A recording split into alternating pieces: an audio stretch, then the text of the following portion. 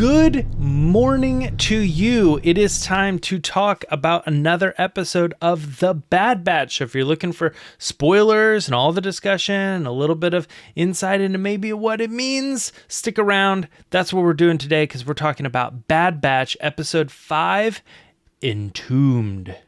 I gotta say right off the bat, I loved this episode. Very exciting, very Indiana Jones, very Tomb Raider. I was left on the edge of my seat multiple times. I found the mystery intriguing. I found all the puzzles interesting. I found just the fact that they're getting along with this other person, this Fee character who's kind of a new comer to the world of Sid's den, if you will, that restaurant, that bar, whatever she's got. She has this new person coming in, and Fee takes on this new role with the group as a manager, or someone who could lead them into new jobs. I'm not really sure exactly what the relationship is there, but obviously in this case, there's treasure to be had, and the team decides to go for it, and we see exactly how that plays out. Numerous times in this episode, I kept thinking to myself, am I supposed to trust Fee? Like, I kept relating Fee to, say, like a Hondo Ohnaka, or even Lando in Rebels or something, you know, a character that's supposed to kind of be like a smooth, talking know-it-all, but then they might, like, backstab you or do something along those lines. And yet, at the end of it, I think Fee was exactly as genuine as she says she was. She's pretty dang knowledgeable. Yes, they didn't get out with the treasure, so Hunter's right. It didn't work out.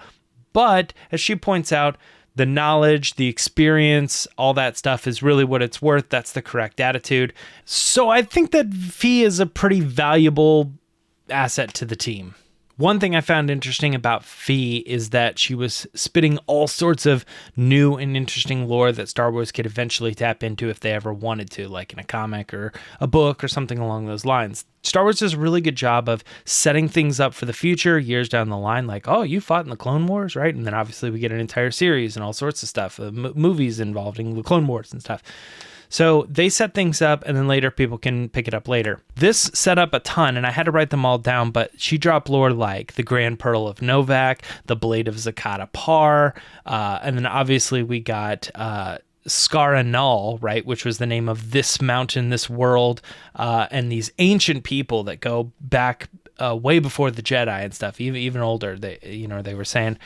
We also got the Kingdom of Elways at the end. Just lots of really neat and interesting things that they could set up in those types of shows like The Acolyte or the High Republic series of comics and books and things. They could talk about those even then and say they're old ancient things, and it all ties together, and it's all very cool because that obviously those things are still around as ancient lore. I don't know. I just found it very interesting. I think that's a good touch that they had, and I really like this character for bringing that to Star Wars. Not much to say about this, but I just wanted to point out that we got a character, Mel, who is this droid who's really smart with maps and data and the stuff like that. And then later in the episode, Mel's destroyed, and we're just going to replace that. I don't know if that was supposed to be because we had to have some type of stakes in a kid's show, but not a lot of stakes. I didn't really care that much about Mel.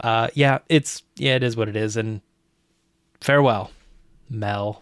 Also, I wanted to get your guys' opinion on the puzzles because I liked it. I enjoyed it. It's one of those things. But every time I see this type of stuff in these adventure type things, I go, why would all these ancient people set up puzzles to get in? I don't know. I just can't imagine an ancient people, like in real life, if you were to go into some Mayan ruins, do they really have puzzles that you need to figure out?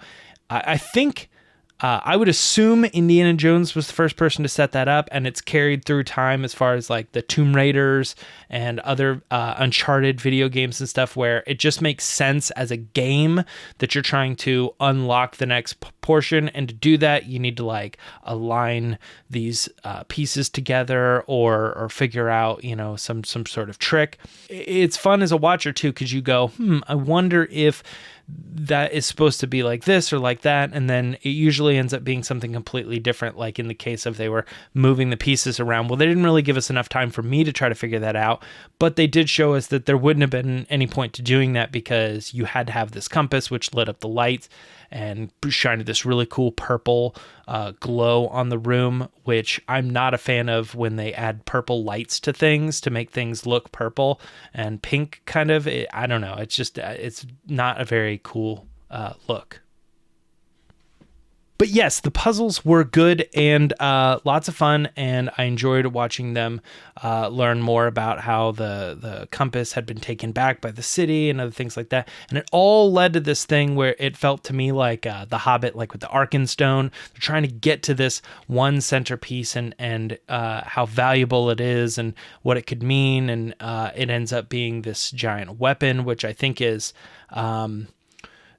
something that harkens back to Rebels in the sense of like they were seeking knowledge, and the knowledge was this weapon and all this stuff that the holocron was providing. And it's definitely just something that's apparent in not only Star Wars storytelling, but just Lucasfilm in general storytelling when it comes to Indiana Jones and all that. Like, what do certain people consider to be treasure? And I hate to go to what people call the worst Indiana Jones movie, but yeah, it was one of those things where they were seeking after treasure. Their treasure was knowledge, and so it kind of flips the story when all of a sudden you realize that the treasure or the secret that you think would be valuable to you for one reason ends up being something completely different, and it turns out that it's a bad thing and you need to stop it, or you need to lock it back up, or you need to put back the key, whatever it is.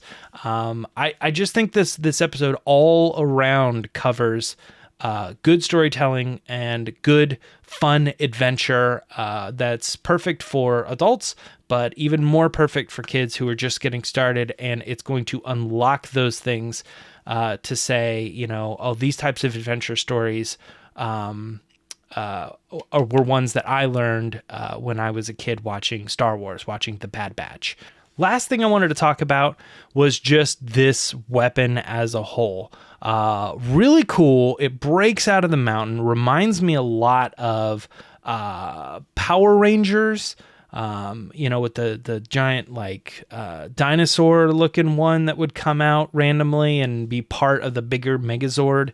It also sort of reminded me of Pokemon, even though these are generations of Pokemon that I didn't play. I've seen them around. They're these massive Pokemon, and it just all looked really cool, the way the power was coming out and all this, and it was destroying certain things. I'm not really sure what the point of like a one-time the goal of this thing, we're going to build this crazy machine. What you got to do is you got to take the thing out, and then it will activate and start destroying everything around this area.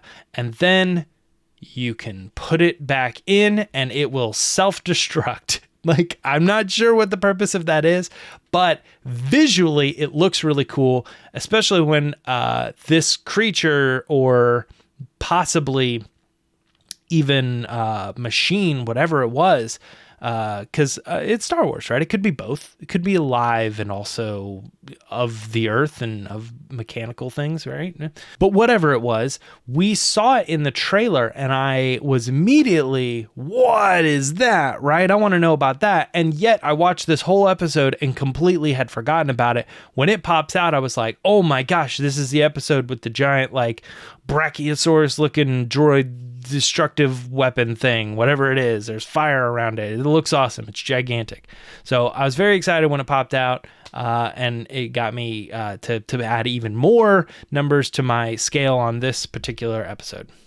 All right, now this is where you guys are going to come in. I'm going to need some comments here, because I can kind of have my loose opinions on this machine creature, or the, guardians, these reptilian type creatures that were inside of it. But what do you think was this civilization? What do you think was the point of this machine, of these people, of it being guarded, of it being entombed, if you will, because that's the name of the episode?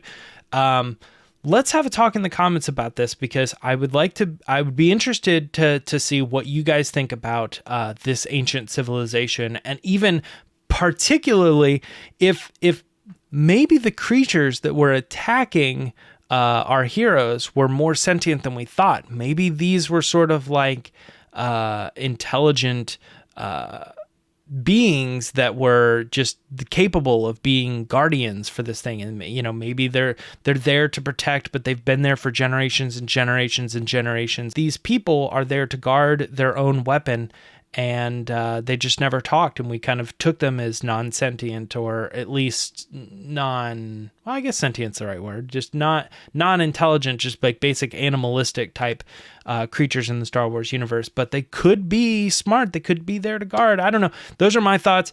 Let me know what you guys think, and if this ties into any other lore, because you guys are really good at doing stuff like that, putting together things of like, oh, this could be part of the Zepho thing or whatever, you know. So drop the comment, make sure to like and subscribe if you want to see more Bad Batch videos as they continue through the season, and come and hang out with us all the time as we talk about Star Wars on the Resistance broadcast twice a week. But let's wrap it up. Another great episode of the Bad Batch dropped this week, and hopefully we're going to get another one next week. When that inevitably happens, I will be here. I will still be James, and until then, I will see you later.